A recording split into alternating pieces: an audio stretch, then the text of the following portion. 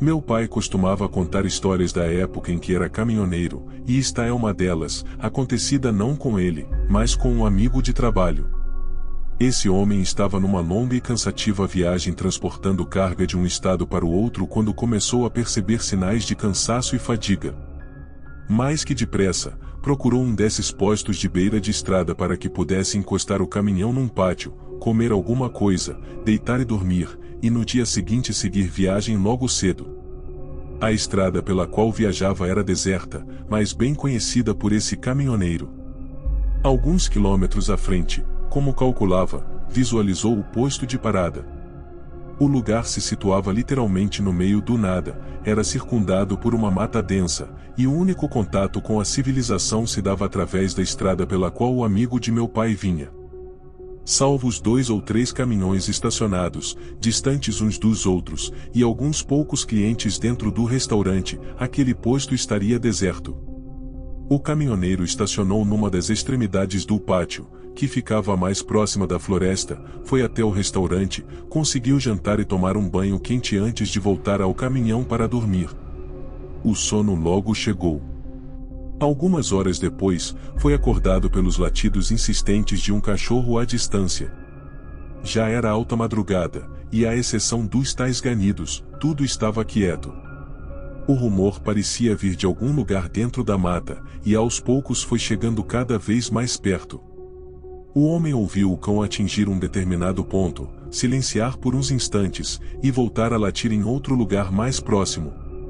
E assim foi, até que o animal estivesse latindo no pátio ao lado do veículo. Incomodado com a algazarra, o homem levantou-se, e ao olhar pela janela viu não um cachorro, mas outro homem em pé, próximo da porta do veículo, parado na escuridão. Antes que o amigo de meu pai pudesse fazer qualquer coisa, esse desconhecido começou a investir violentamente quando o caminhão, esmurrando e chutando a lataria, tentando arrombar a porta. Tinha uma força incrível, movia-se também com tamanha velocidade que o caminhoneiro mal podia divisar sua forma na penumbra. Assustado, o motorista não pensou 2 vezes em pular para o banco da frente, ligar o veículo e partir de lá o mais depressa possível, tomando o rumo da estrada, sem pensar em olhar para trás. Nunca mais voltou para o tal posto, e segundo meu pai contava, dispensava de imediato trabalhos que obrigassem a passar novamente por aquela estrada. Seja bem-vindo ao canal Fato Sobrenatural, e obrigado por assistir. Próximo relato: uma fera na estrada. A história que me foi contada é narrada por um amigo meu chamado Jonas, a quem conheço há bons 20 anos e que me garante ter idoneidade. Segundo ele, trata-se de um caso muito comum na cidade de Franco da Rocha, onde seus pais moravam pouco menos de uma década atrás. Tive a oportunidade de ouvi-la e vou contar agora. Em uma noite escura ao redor da fogueira, segundo meu amigo, Inês e Adolfo decidiram passar os dias na chácara que tinham na divisa entre Franco da Rocha e Caieiras, próxima de uma das represas da região. Como não tinham filhos e estavam ambos de férias do trabalho, arrumaram suas coisas, e em uma noite de quinta-feira, pegaram a estrada. A viagem deveria ser rápida, não tomando mais que 1h30 de percurso, mas uma tempestade fortíssima os surpreendeu no caminho, obrigando-os a parar no restaurante de beira de estrada e esperar o aguaceiro acabar. Quando o tempo melhorou, seguiram viagem e nem se estavam preocupados. Haviam esperado bastante tempo na parada e era quase 1h da manhã.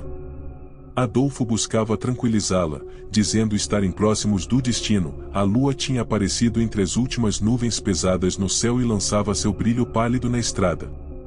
Foi quando Adolfo gritou e jogou o carro subitamente para a direita. Ainda assim, não conseguiu desviar do animal que apareceu do nada, praticamente se atirando na frente do carro vindo de dentro da densa mata que ladeava a rodovia. Inês gritou quando os faróis iluminaram a criatura e, em seguida, ouviu-se um ruído abafado de ferro contra a carne. Felizmente, Adolfo era um motorista capaz e conseguiu controlar o automóvel, parando alguns metros à frente, na insegurança. O casal desceu do veículo e correram para ver se o animal que havia atropelado ainda estava vivo e podia ser socorrido. No primeiro momento, não entenderam o que estava acontecendo. Olharam-se quase que simultaneamente um para o outro e não precisaram trocar uma palavra para constatar a confusão no semblante um do outro.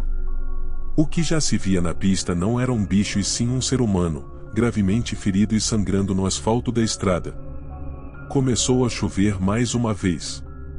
As nuvens pesadas haviam voltado sem demora e, nesse instante, o marido colocou o desconhecido infeliz que respirava com dificuldade no banco de trás do carro e partiram para a chácara, o local habitado mais próximo de onde estavam. Por sorte, a chuva estava mais branda desta vez e não atrapalhou o percurso, permitindo que alcançassem um destino. Com relativa rapidez, uma vez Adolfo levou um estranho para a sala e o acomodou no sofá. Inês correu até a cozinha e telefonou para o hospital de Cairns, explicando a situação. A enfermeira que atendeu prontamente orientou os procedimentos de primeiros socorros e colheu o endereço para enviar ambulâncias. Pediu que Inês mantivesse a calma e guardasse, pois a ajuda chegaria o mais rápido possível.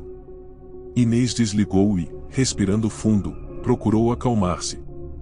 Ficou um pouco mais aliviada ao ver pela janela que a chuva cessara completamente, o que agilizaria ainda mais a chegada dos médicos.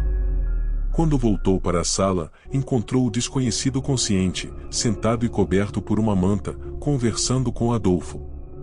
Ficou feliz a princípio, mas no instante seguinte estranhou uma recuperação tão rápida como aquela. Essa estranheza só aumentou quando prestou atenção ao tom da conversa. O homem implorava que Adolfo o matasse, pois era o que desejava quando deliberadamente se atirou na frente do carro do casal. O marido de Inês procurou acalmá-lo, dizendo que não falava coisa com coisa e provavelmente estava aturdido com a violência do acidente, mas o estranho, além de bastante exaltado, continuava irredutível e avisava que, quanto mais demorassem sem dar cabo dele, mais as vidas de ambos corriam perigo. O marido e a esposa, infelizmente, não tiveram tempo de pensar ou fazer nada. A lua surgiu novamente no meio das nuvens, e o homem desconhecido, ao vê-la pela grande janela atrás do sofá onde estava, atirou-se no chão e uivou como uma besta enfurecida. Em questão de segundos, onde havia um homem gritando, agora se encontrava um imenso animal negro, recoberto por vasta pelagem, com grandes presas e olhos infernalmente acesos. Inês, imobilizada pelo horror que acabará de testemunhar, não acreditava no que via. Adolfo, demonstrando mais uma vez rapidez de raciocínio, empurrou a mulher para o corredor adjacente à sala, gritando para que fugisse. Ela obedeceu e correu. O marido colocou-se na frente da criatura, sendo atacado por ela com selvageria desesperada. Inês ouvia os gritos de Adolfo enquanto corria pela casa. Ao alcançar o lado de fora, viu o carro estacionado metros à frente, logo depois da piscina, e se dirigiu rapidamente até ele. Mas, na metade do caminho, houve um ronco. Ela olhou para trás e viu a criatura vindo em sua direção. O impacto foi forte, e a apavorada mulher, que nesse momento encontrava-se exatamente na beira da piscina, perdeu o equilíbrio e caiu na água, junto com o monstro. Por um momento, achou que morreria, mas conseguiu desvencilhar-se daquele ser hediondo e nadar. Rapidamente olhou novamente para trás e viu que a fera, ao que parecia, não sabia nadar e estava se afogando. Foi quando notou que a ambulância havia chegado no chácara.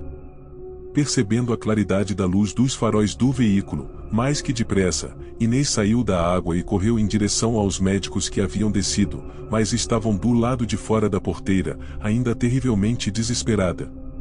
A mulher abriu o portão de madeira e foi acolhida pelos homens do hospital. Gritava frases e palavras desconexas sobre seres enraivecidos atacando seu marido dentro da casa. A polícia foi chamada e, assim que chegou a adentrar na chácara, junto com os médicos, Adolfo foi encontrado vivo, em estado gravíssimo, estirado no chão da sala onde havia sido atacado. Ficaria meses no hospital. Segundo dois dos médicos que prestaram o socorro, sobreviveria. Tensos minutos depois, um policial voltava para a ambulância, onde Inês havia sido deixada cuidada por um dos médicos, para avisar. Seja lá o que for que havia atacado o casal tinha desaparecido. Não foi encontrado em lugar algum. Passados 6 meses, nos eventos insólitos, Inês e Adolfo voltavam para a chácara onde eles ocorreram. O marido teve alta do hospital, estava quase recuperado. A esposa acreditava que no campo o restabelecimento seria melhor e queria se livrar de uma vez das más lembranças. Voltando a frequentar o lugar e substituindo as recordações antigas e desagradáveis por outras novas e felizes, afinal haviam lutado bastante para conseguir aquele pedaço de terra que tanto amava, e decidiram que não se desfariam dele. 2 dias depois, Inês estava na cozinha lavando a louça do jantar, admirando pela janela a linda lua que, mais uma vez, mostrava-se majestosa.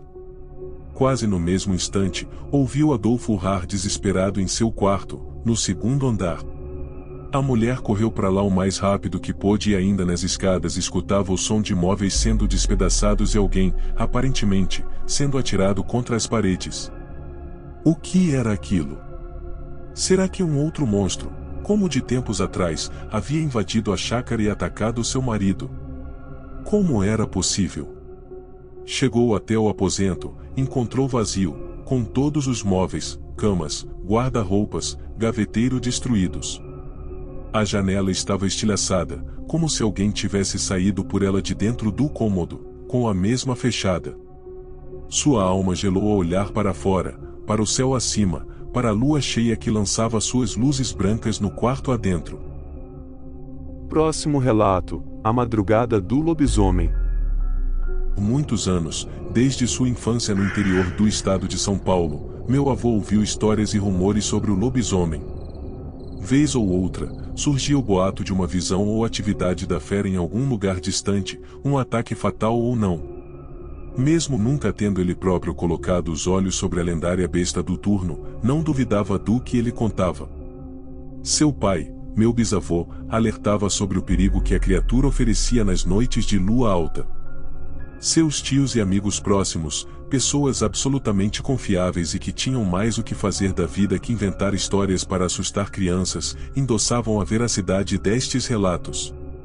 Alguns deles, inclusive, já tinham cruzado o caminho do monstro em algum momento de suas vidas. A atividade dos lobisomens naquela época, início do século passado, era frequente e não raro se ouvia falar de sua nefasta aparição.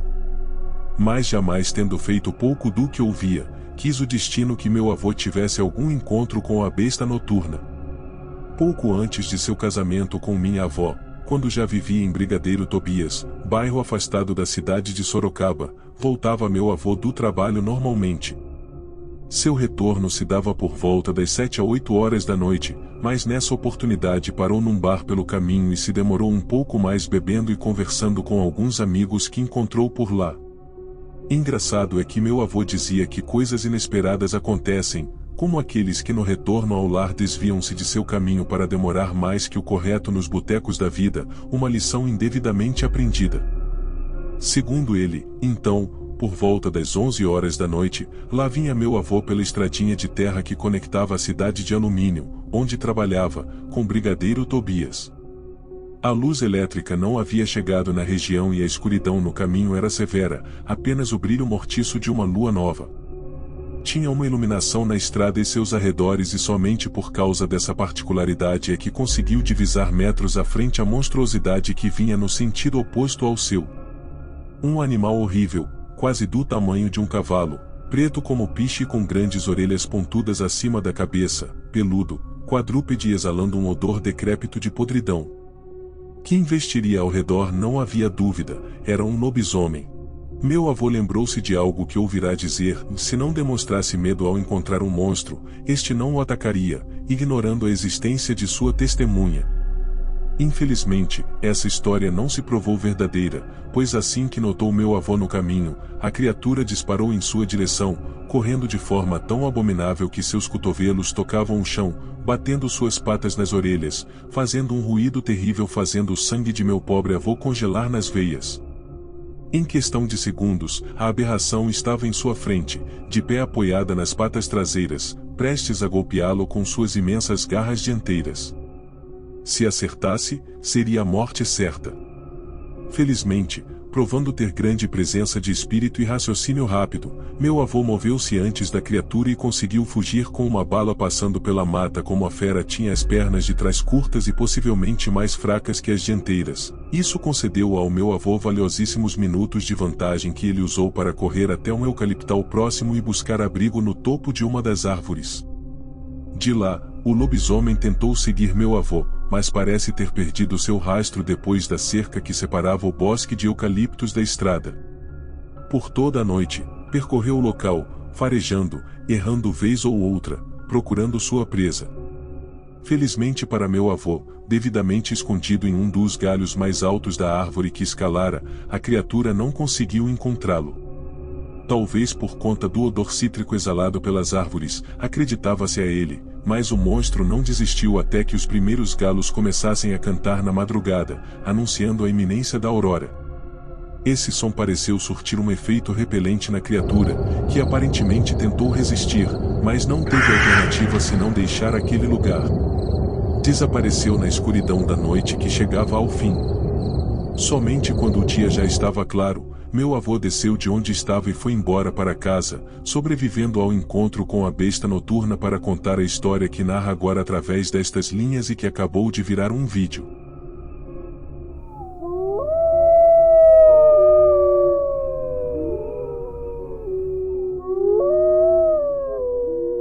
Esse fato aconteceu em um sítio da minha tia, próximo à cidade de Maringá, no estado do Paraná.